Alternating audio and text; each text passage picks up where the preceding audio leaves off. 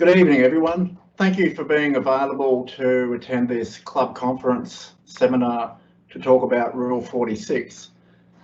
My name is Glenn Stanaway. My background is varied, but of interest to this, I've been with the organisation for just a little over 14 years now. And during this time, I've looked after all manner of things on board around rating systems, special regulations, but for the context of tonight's talk, specifically the racing rules of sailing.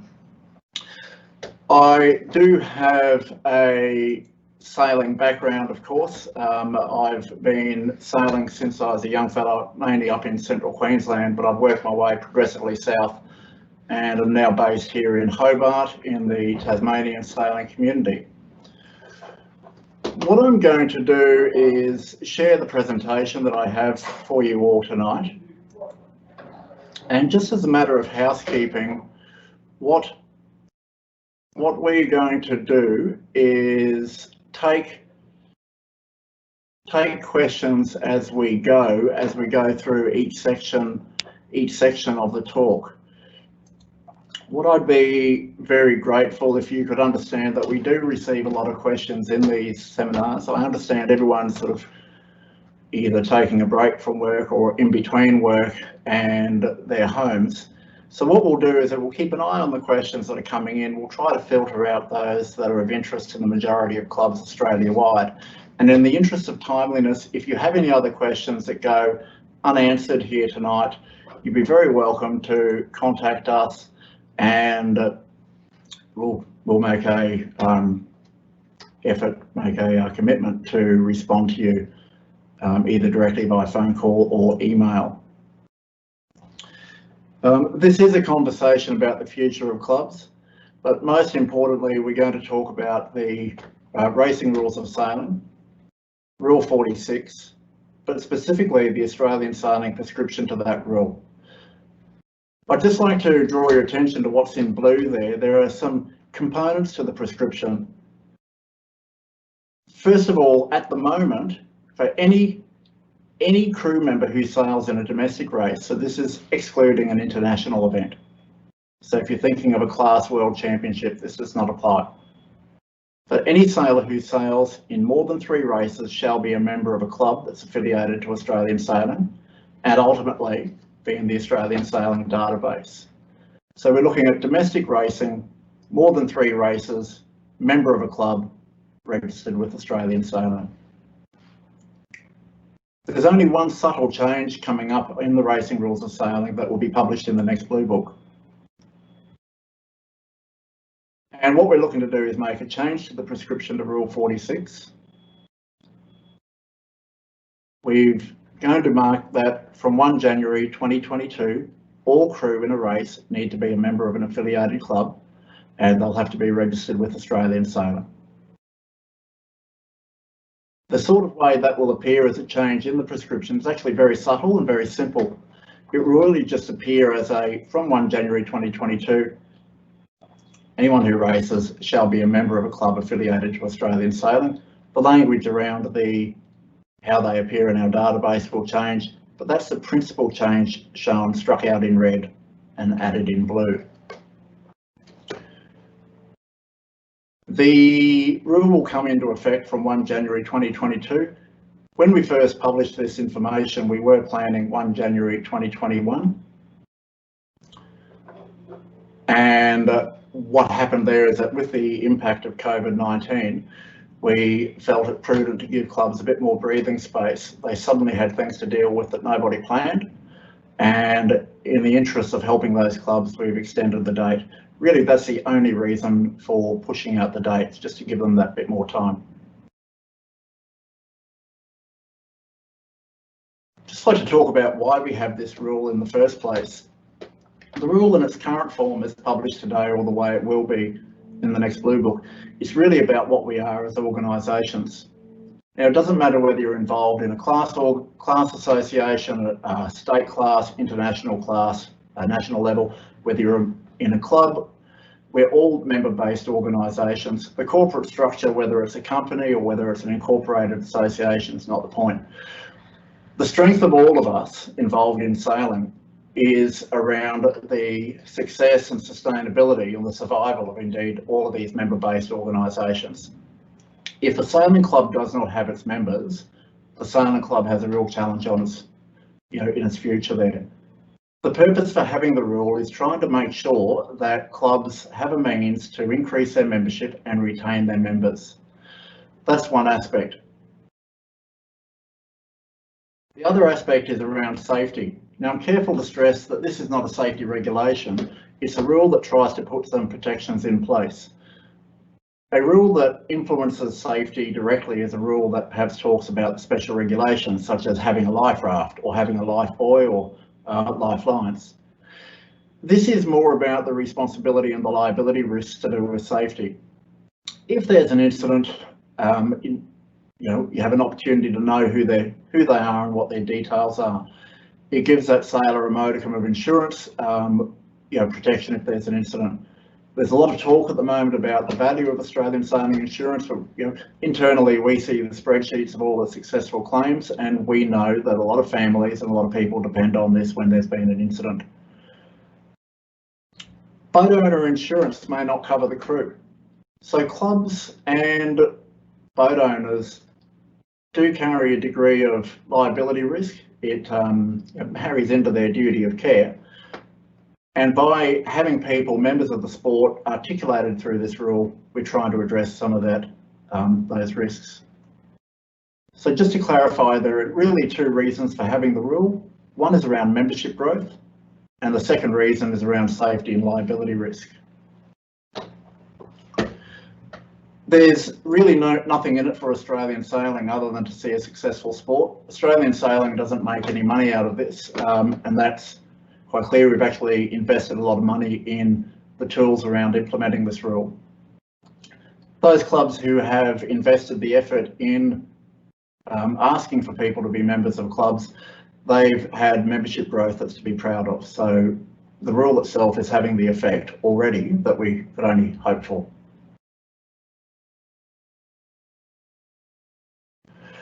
Now, what I'd like to do is drill into the origin of this a little and talk about the history as to why we have this change that we're discussing tonight, the change to Rule 46, introducing mandatory club membership from a certain date. Now, I don't expect the viewing public to be aware of this, but back in 2012, we received a copy of a report called the Gemba report. It's probably still on Google somewhere. If you've got nothing to do tonight, I'd like to Google that. But the Gemba report talked about one of the major problems facing sailing clubs is actually the movement away from the traditional annual membership and a move towards casual or short-term casual innovative types of membership, casual participation. The trend towards casual participation is actually seen most frequently in twilight sailing or Friday afternoon casual sailing. You won't see it so much in national championships of, say, perhaps a class championship like the Edgell Nationals or an Edgell State Championship. The people involved in that would be long-standing members of a club. Where you're going to see this trend towards casual participation is indeed in twilight sailing. Lynn, I see your question come in and we're going to talk about that now. What we found, and this is what we need the clubs viewing this tonight to reflect on, is that when the people doing the Gemba report did their research, they found that, and I want to stress this, 80% of people were participating in sailing on a casual basis. And of those people, they're all going to keep participating on a casual basis. That is, a significant majority of sailors were not participating regularly every week, and that impacts clubs' memberships. What happened is that whilst there was a problem recognised here, and the problem is actually sailors' commitment, there's also an opportunity here to provide innovative membership. Another problem is liability risk. Same solution, innovative membership. Just going back to 2012 and how it started with the Gemba report, back then, Lynn, we recognised that 2012 twilight racing is one of the biggest forms of sailing, and it's a lot of the people that do that sort of racing is casual. This rule will apply to any races done on a Wednesday afternoon, Friday evening. What it will do, how it will affect that is that it'll enable the club to capture these people, and we'll come to this in a moment. The history again though started in 2012 with the Gemba report. In 2014, the Federal Assembly, which was a governance mechanism within then Yachting Australia, wanted the introduction of short-term or flexible casual memberships.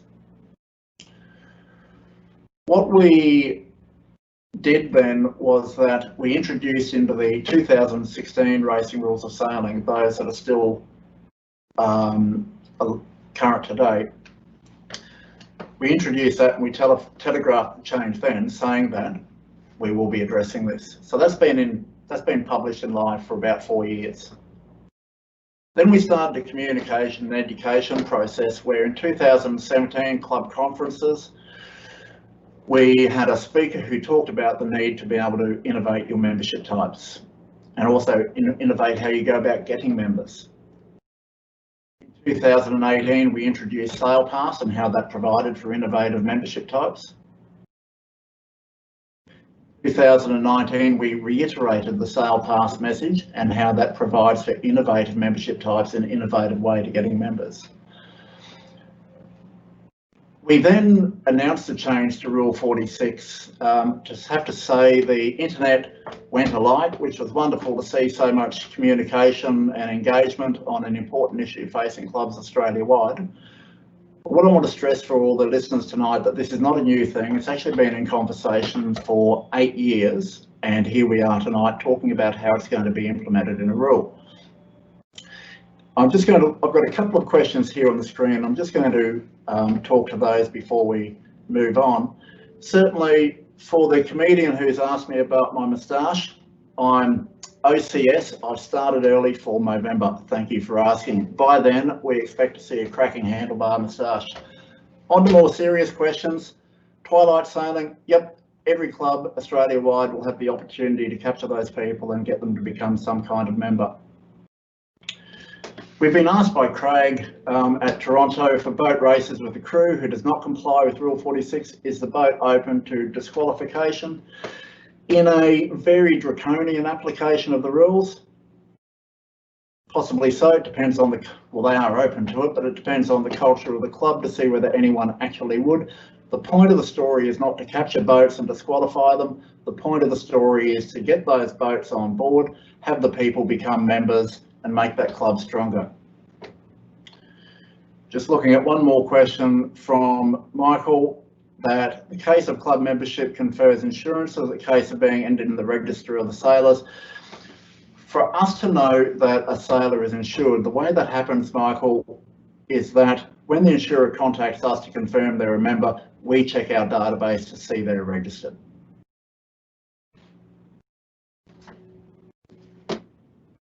I'm going to move on now to talking about some different membership scenarios. Now, these are rhetorical questions that I'm going to put to the listener. How different clubs respond to these dilemmas will vary depending on the club's culture, the club's values, what their approach is to membership types and the like. But these are real scenarios, are real dilemmas that clubs around the country are grappling with. This is one we spoke about a couple of months ago. When somebody rang me to inquire about Rule 46. There is a boat that sails regularly every week at the same club, and they usually have the same 6 people on board every race, but only 3 of those people on board are members of any club. The other 3 are not members of any club at all in Australia. So what's a reasonable thing to ask of that boat and those 3 people who aren't members?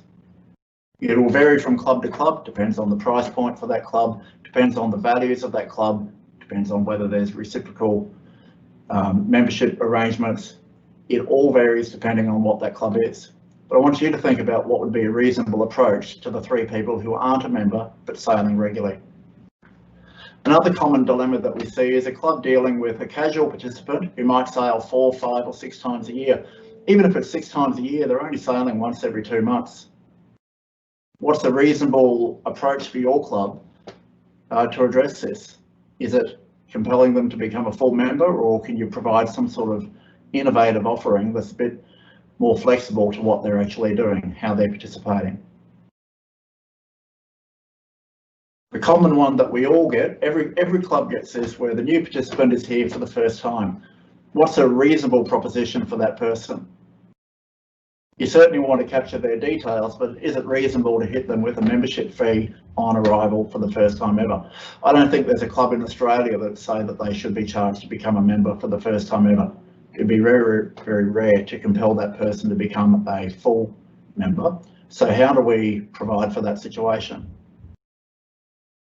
Another common one that we do see around Australia, and happens in most states and territories, where a person joins a club over here at very low cost, but sails regularly at this other club. Now, this other club has got all the investment in overhead, they're carrying all the liability risks, they've got all the operational commitments. What's a reasonable thing for this club to ask of the person who's joined elsewhere but is regularly sailing here?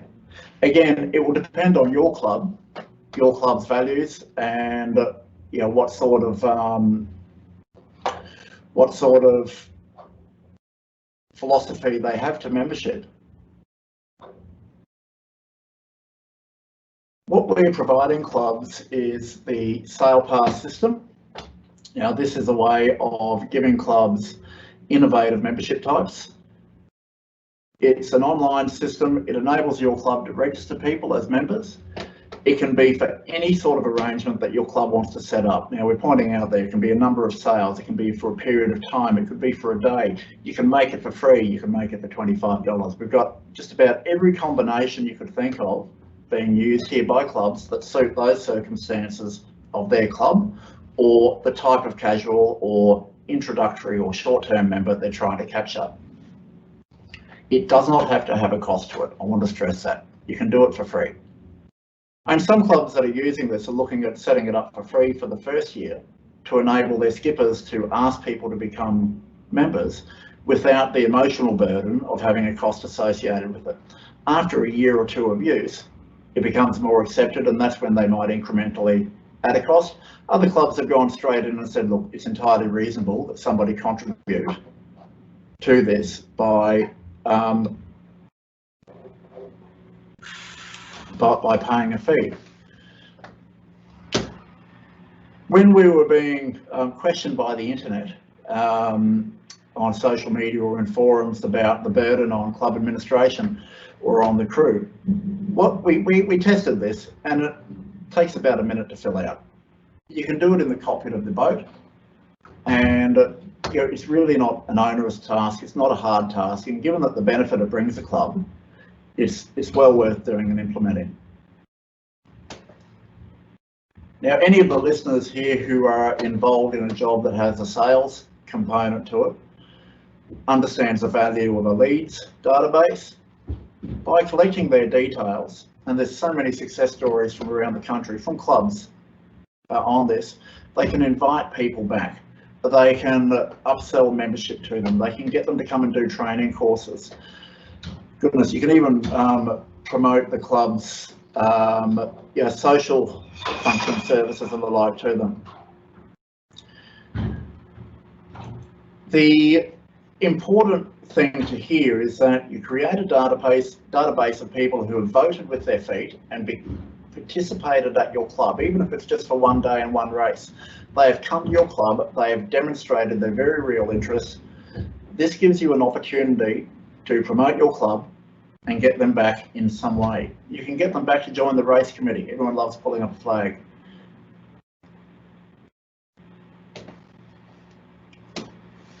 I've got a question from the person regarding club governance. I'm going to come to that later in the talk. I believe I'm going to answer your question when I get to that section, so just excuse me for pressing on. The system that we're offering SailPass to clubs is called SailPass. I have to stress at this juncture, there's no compulsion that a club even use SailPass. If you can make them a member of your club and then get them registered in our database, we'd be delighted. Rather than make 360 clubs go and build their own system, at fairly significant cost to the sport, we've worked with our IT service provider, revolutioniseSPORT, and we've offered SailPass. Recently, we've invested quite an amount of time and effort in upgrading the features of that tool so that makes it easier to register crew, that is for the crew sitting in the cockpit, putting in their name and their details.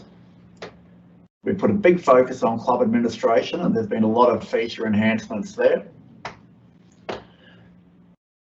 But importantly, we've done the development on an API to make sure that those membership systems, the proprietary ones that clubs are already using, such as MicroPower or MemberPoint or the like, a lot of the medium-sized to big-sized clubs are already using these systems. It enables revolutioniseSPORT and them to communicate with each other so that the information is seamlessly transitioned between what they're collecting through their membership system and what we need to know in ours.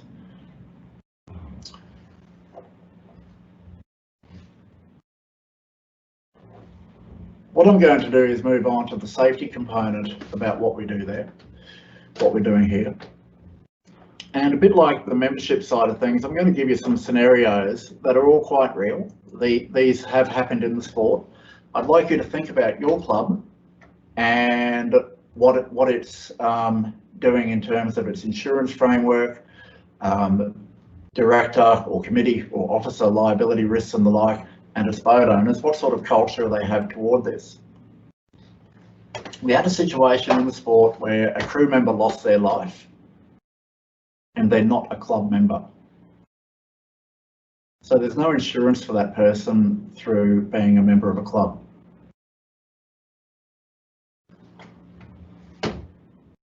We've had another race that we learned about. It was quite an interesting incident the way it played out, but a crew went overboard in a day race. Went over the stern, there was a bit on, nobody knew their name because they were a ring-in on the day. Seconded from the club, shanghaied you might say, press ganged. Anyway, they were on board, but they weren't a member of the club and no one actually collected their details. So when this person went overboard and the boat had to radio for help to the race committee and other vessels in the vicinity, no information on that person. Another one of a similar theme, again, these are all real, I kid you not. A crew member had a heart attack on board in a twilight sail. Now, that had nothing to do with the safety incident in terms of operating the boat or the way the race was run or the special regulation, but nonetheless, we've got a deceased person on a boat on a twilight race, and the only information they had on the person was that his name was Fred. His bag was somewhere in the bar, and they really knew nothing about him. Made it very difficult dealing with emergency services. Another one from a couple of years ago was that a person was, again, press gang from the club. They would ring in for a race.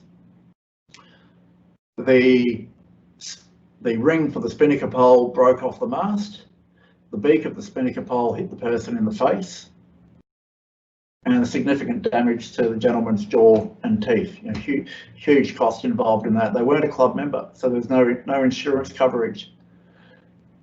So whilst the racing rule of sailing, prescription to rule 46, that people have to be a member of a club, whilst it's not strictly a safety feature like perhaps a lifeline or an EPIRB, it does play a big role in your club or the boat owners managing their, I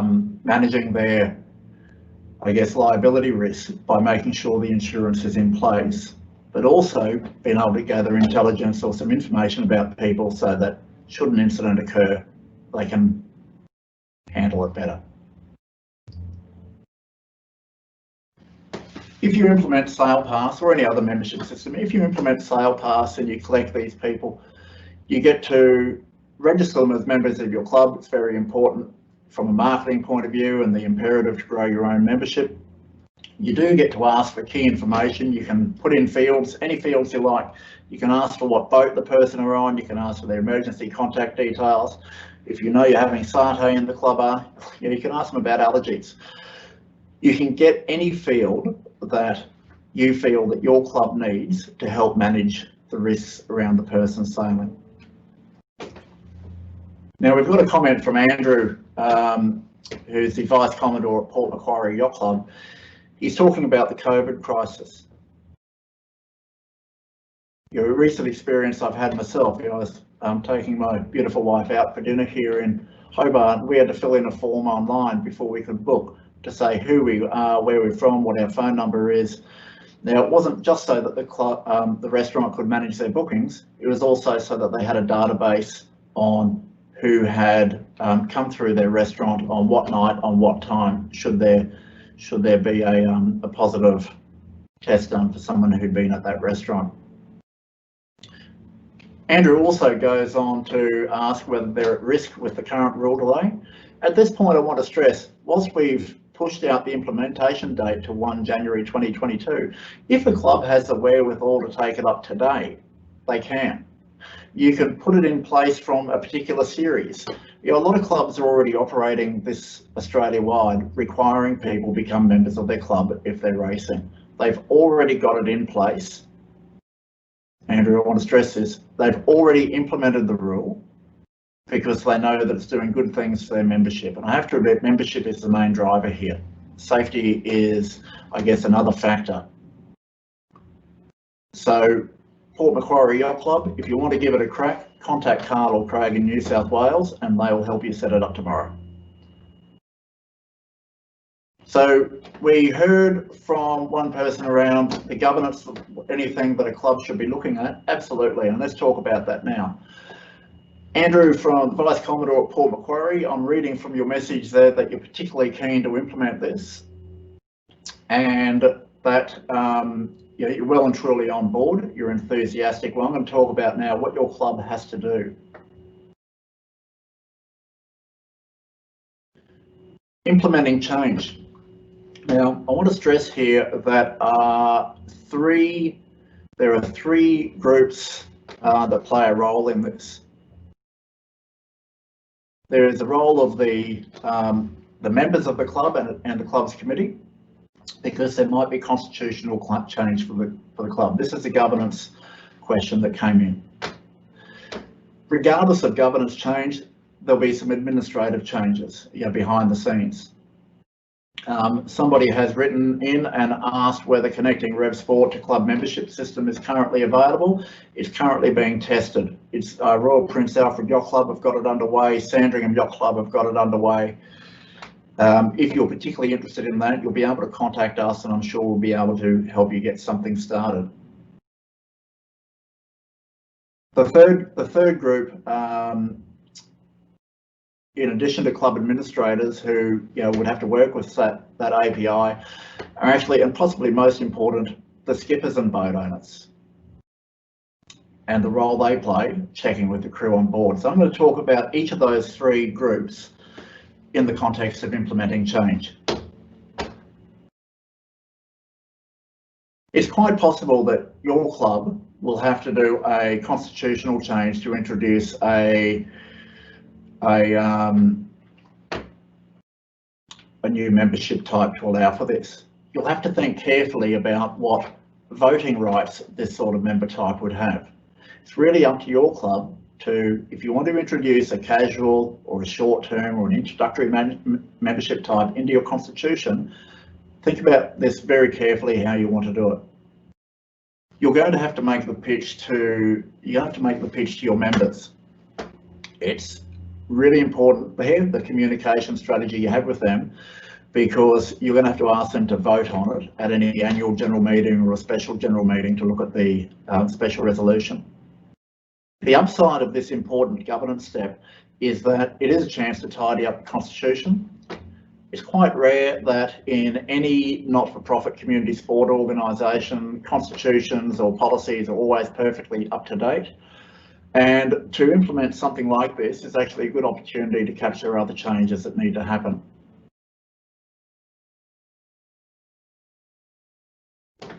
The next aspect is the role of administrators and implementing the membership system. And this is, I see Nathan's question from the skiffs. We'll talk about the data at this point. Really, whether it doesn't matter whether they're volunteer administrators or staff setting this up, it's still the same thing, that somebody's going to have to add the membership types to your membership system and have to make sure that if you're using an alternate membership system, that's reflected in the Australian Sailing database for club members, and that you can capture the details that you want. It'll be up to the club's committee to lead those club administrators, whether it be a volunteer committee doing it or whether it be staff. In either case, they have access to support from Australian sailing staff. Now, the role of collecting this administrative information is very beneficial to the club, because you can do all that promoting opportunities from being a member, doing Learn to Sail, getting involved in the race committee. There's so much you can do with it to pursue your membership imperatives as a club. What Australian Sailing does with the data is that it just goes into our database. It's stored centrally with all of the other membership information that would come through in traditional channels or Learn to Sail registrations. It's not used for anything that's outside our privacy information. Generally speaking, the information is only there so that we can interact with the person who's a member of the club and registered within the sport for those normal purposes. We would communicate with them if they signed up for the communication. If a person's not signed up, they won't be getting anything from us. We don't sell this information to any third-party partner that we're in cahoots with. So I hope that assures your question there. Just going to press on away from the administration of this for a minute and the role of the administrators, and talk possibly about the most important linkage, being the skippers, the boat owners. The way SailPass works, really, unless you're one of the few clubs in Australia that has almost a turnstile arrangement where to get into the club you have to go through their marina gate. The obvious examples that make me that I can think of there are perhaps the Royal Geelong Yacht Club or the Sandringham Yacht Club, where the distance between them and other clubs, there's a few kilometres there. A lot of people come to the club and they sail out of boats on their own marina. Now, that's not such a problem, because you can have a volunteer there or a staff member there if you're fortunate enough to have good staff, a good level of staffing. You can have someone check. But ultimately, it's about the boat owner, the skipper on board, checking. So here's a scenario. I happen to be in Darwin. I'm sailing with one of the great guys up there, Bob Coleman. It's incumbent upon Bob Coleman to ask me if I'm a member of a club. If I answer in the affirmative, that's fantastic. If the answer is no, then it's really incumbent upon Bob to direct me to the Sailing Club's website and ask me to sign up. Now, skippers need to do this for the good of the club. The skippers are members of this club. Many of the skippers are flag officers or committee members, subcommittee members of this club. The club's sustainability and the club's survival depends on people being members of the club. So it's in the skipper's interest to have a stronger community, a stronger club, and get people to sign up. There is also the liability risk aspect. It's in the skipper's interest to get the people to sign up. How they go about asking this is key. So the role of the club and the club's committee. So say this change goes through the membership and any governance change, it then it's set up by the administrators. The way the club's leadership works with boat owners to make sure that people are getting signed up is absolutely key to the success.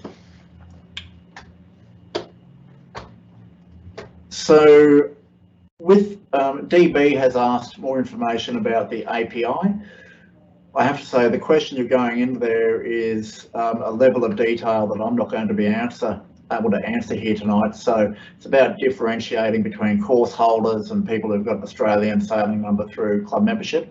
I believe it will make the distinction, but I would encourage you to stand by as we try to contact you after this seminar, maybe over the next week or so, and we'll try to get that clarified.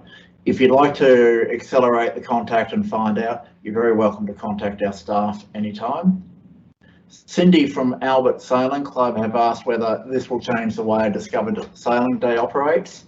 For those people on the call who are not familiar with Australian Sailing's Discover Sailing Day initiative, that's a day where you get people along, get them to discover sailing, as the name suggests, and the club gets their details. It will not change the way Discover Sailing Day operates.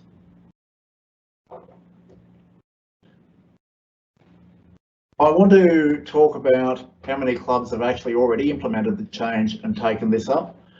About 105, 115 have taken this up, somewhere in that vicinity, to varying degrees of success and use. I want to talk about two clubs that I did a little bit of research into recently, both volunteer-driven clubs. We wrote an article about this that's available on our website. The Sydney Amateur Sailing Club is a largely volunteer-run club, but they do have a couple of people on a very small stipend pay to help them do some of the admin, but let's call them a volunteer club. There is also the Mackay Yacht Club up in central Queensland, who were on their knees. By their own admission, they were on their knees. Now, both of these clubs implemented the intent of Rule 46 early. They mandated people sailing at their club have to be registered and members of their club.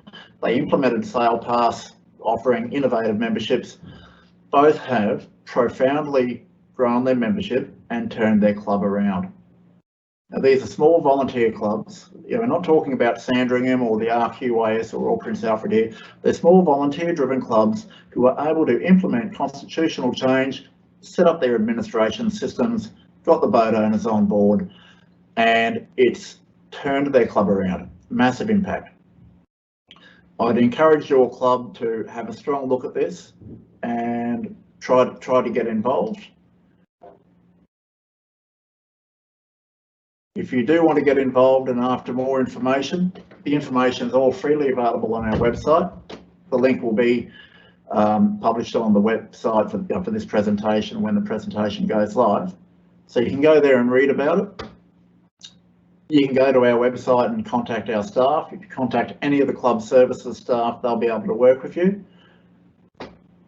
You are, of course, welcome to email the IT team, I guess, the people that look after our database and web services at onlineservices@sailing.org.au and put your questions to them or request for help, and they will indeed be able to help. That's if you want to set up the SailPass side of things or talk about casual, short-term or introductory membership types to deal with those scenarios I shared. If you've got a specific question about the racing rules of sailing, the racing rules and a whole heap of support resources available on our website. We encourage you to go there and read them. You are, of course, welcome to contact me. If you're on the internet and you're putting your questions onto the internet, onto various forums or social media pages, I only go there from time to time and check. I'd encourage you to ring me directly or email me. I'll be very happy to take your call and help. The racing rules of sailing, great question from Tony Shoesmith. The racing rules of sailing are currently available from World Sailing. We've received a copy of those so that we can review and put our prescriptions into those, and that's the process we've just started. We have an agreement with World Sailing that we're not to publish those online until September, so I expect that you'll see them during September. You'll certainly have them by October.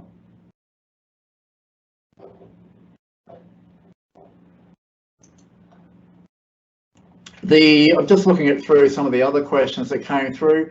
We will be removing the reference to the Australian Sailing card holder.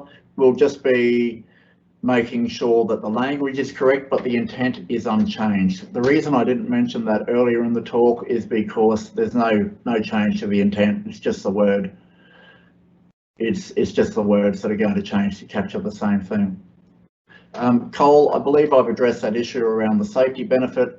It is a safety issue, but it is about liability, mitigating liability risk. You're quite right. This is something that clubs, sorry, Freudian slip there. Clubs have supported this. We're actually doing it in response to what clubs have been asking for, what crying out for, and I think what we can safely say coming out of this call tonight, that the clubs that have been doing this are actually very happy with the presentation of the tools for SailPass. And as I said, a lot of clubs have been taking this on early, and they've not been racing. They've not had any impact on their racing. They've been going for it. Craig, Commodore of the Cruising Yacht Club of Hamilton Island, tells us that his club has been running Rule 46 for the last 4 years. They have a high success rate of sailors becoming members. That's great, fantastic. Got a 4-year head start on everybody else. With the SailPass, they've created a temporary membership form, and that's fantastic. So here's a small club up on Hamilton Island. Now, we're not talking about the weight of the Oakley enterprise behind this. A small club for the local people, and they've made a success of this. The options for SailPass, if you're a skipper or crew, do not have or use smartphones or tablets. I have to say, Andy, whilst it's a remote possibility that that's the case, I don't think I've stepped aboard a boat or into a sailing club in the last 10 years where there's not been a majority of the people on board the boat without a SailPass, or without a smartphone or tablet or something on board. I think what I'm going to do at that juncture, we've been going for a good 40 minutes now, is pretty much right on song.